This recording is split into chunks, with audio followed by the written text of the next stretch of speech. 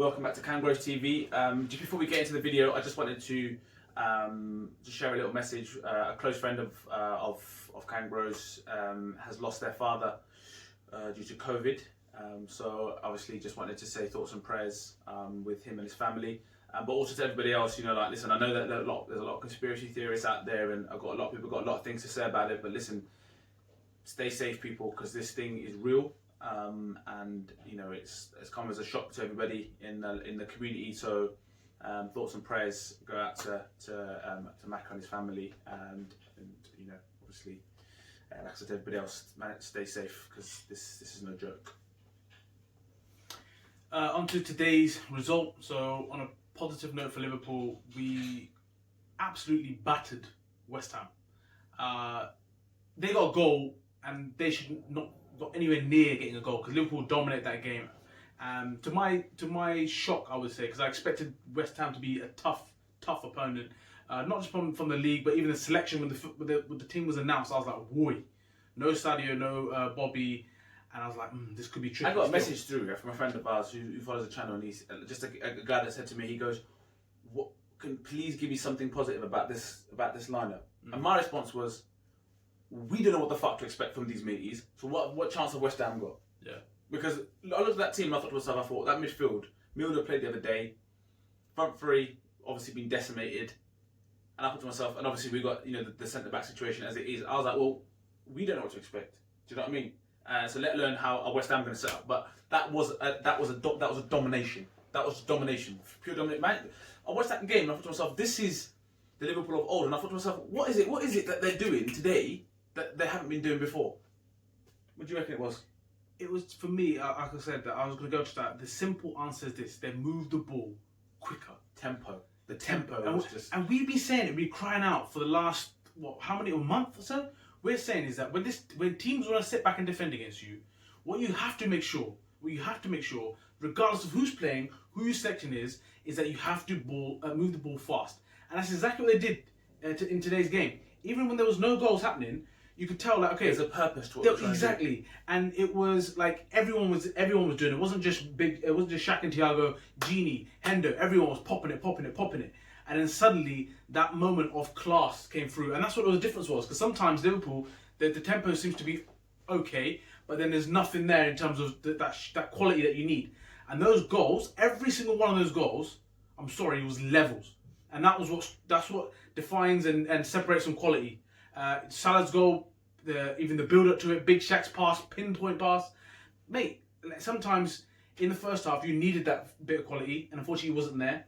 And then Salah picked that out of pretty much nowhere. Like, we had to get through about 3-4 people. And so for me, those are the main differences: the tempo of the game and that level of quality, that world class football that you need. It came through today, and that's what the difference was for me. Yeah, exactly that. The tempo and the purpose and what you're doing. The other thing is, like, you know, in football, a lot of people talk about overpass, and there's a lot of points being made about Liverpool overpassed the other day against Spurs and all this sort of stuff. Listen, for me, there's one thing about passing, and there's another thing passing with a purpose, and there's a purpose to why we're doing it. So there's times when you can just lend somebody the ball, lend it to them and bounce it back off them. Boom, boom, boom. 3 passes are completed, but you know that what you're doing is by lending it to him and getting it straight back and popping it into that person's feet, you're breaking the lines, but also you're shifting that person. And if he is to shift, then they too have to shift. Because the centre-back's thinking, right, well, we've got to make sure that he's in between us. So if he shifts and presses him, we've got to shift across.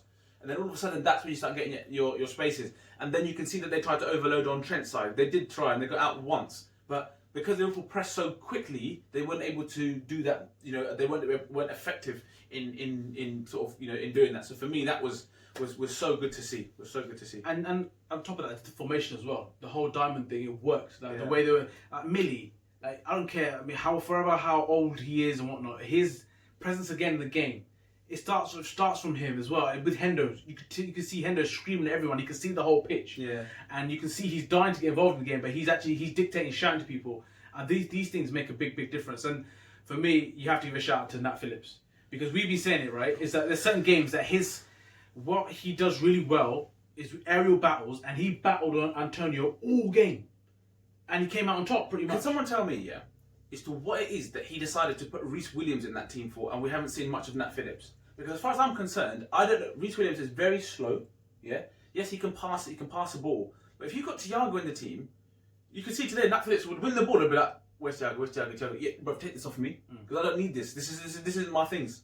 So for me, I thought to myself, like, credit to him. Personally, he was my man of the match. I know everyone will give it to Salah because of the brilliance, and fair. But all I'm saying is, for me personally, from what we've been going through as Liverpool have been going through this bump, that for me was a man of that performance. In a game away from home against a physical West Ham team, there's the free kick that came in, they had 4 people running in, and he was the one that went and headed it. Now, yes, you could argue he's the one that didn't hold the line, but then you could argue he's more concerned about not conceding a goal and not taking that risk. We were saying during the game, he's that kind of old school defender. He don't care about no line business. He goes, my job is to get back and get this ball out, and he did that. A number of aerial battles that he won, because that's what West Ham are actually praying for, is that they get a knock on, the second ball, a corner.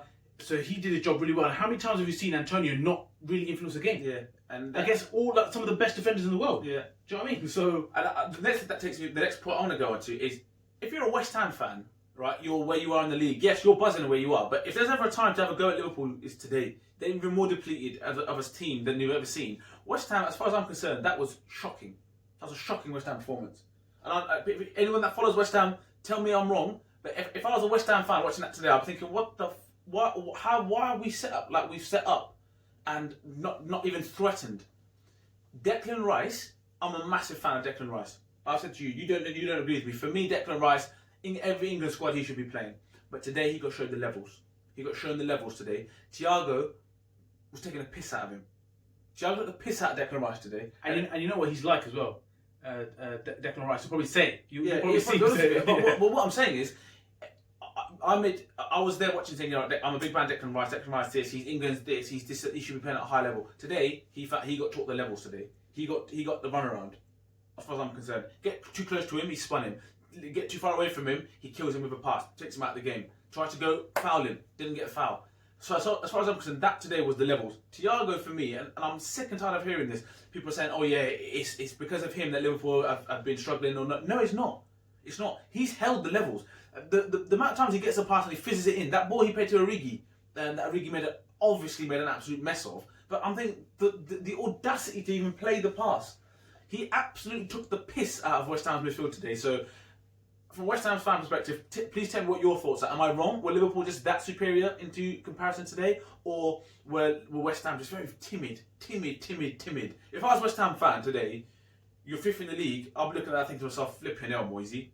Like, what is that? Like, what have you set us up to do today? I agree, and I think that there's not a Liverpool player that's even low on confidence, like even Trent. Right, he's doing well now. Go on, bully him. That's what I'm saying. There's loads of different crosses. They're in a corner, and everyone's like, "Oh my god, this is a problem." They put a statistic up of that. What set piece? Stick it short, right? And in 75th minute, did they start loading crosses, and Liverpool conceded, and also started to look vulnerable. Do you know what I mean? It's just like, it just baffles me sometimes. It baffles me. Same for Mourinho. Like for that Liverpool game, yes, they've been very good at hitting teams on the counter, and then he's actually changed it to have a go at Liverpool when Spurs, with the quality that they've got, they should have probably sat in, and the longer the game's gone on, they could think, right, we could hit him. But he had a go and got found out, but that's not what them is. But for West Ham, a physical battle is what they should have been all over that. Get the ball, fuck trying to pass out, we're going to go long, and we're going to fucking batter these lot. We're going to batter them. Play off Antonio. Play out wide and play off Antonio. That's what I would have been going. And that's what I thought that was what we were going to get, but we didn't get it. But like we said, some of the brilliance that we said about Salah, I mean, Salah's goals, which is mad. His numbers are a joke. And I feel bad because some of the press that he gets, Graham Souness was battering him today about being selfish and the most selfish person. He is the most selfish person, but like Jim Redknapp said, if you've got the stats to back it, if your numbers back it, and you're winning Champions Leagues, getting Champions League finals, and winning Premier Leagues, right, and you're golden boot every year in, year out, then I'm sorry, you can't say shit. We're the first ones to say it's annoying. It is annoying. But statistics, they tell you everything you need to know. And I'm not one for statistics, but the goals that he's scoring and setting up and involved in gets us to where we are. So if someone can miss that many chances and still turn them numbers over, you've got to put some respect on the guy's name. Like even the goal that, I know the whole thing about, we'd go into it quickly, is the Millie reaction when he came off and all that kind of stuff. But Salah made that goal pretty much out of nothing. He was given the ball. Don't get me, the build-up play was great. It was fast and everything.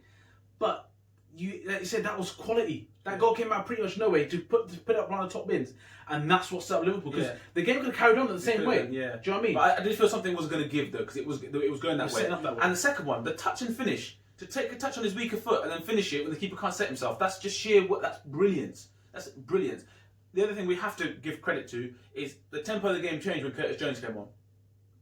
So, and fair play to him. Like, happy birthday, Curtis Jones. For me, I've never been his biggest fan, but like I said, seeing stuff like that, you've got to give props where props are due. Yeah, I'm slightly different to you. I'm not saying that I've not been his biggest fan. For me, is that I just want to see more. I think for Liverpool fans, they're peaking a bit too early.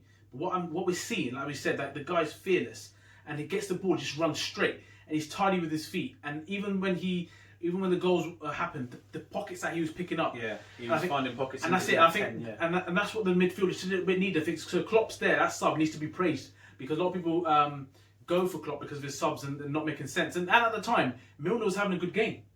To take Milner off, we were thinking, Curtis is coming on, which is all good, but who's he going to come on for? We were thinking because Millie's actually having a great game at the time.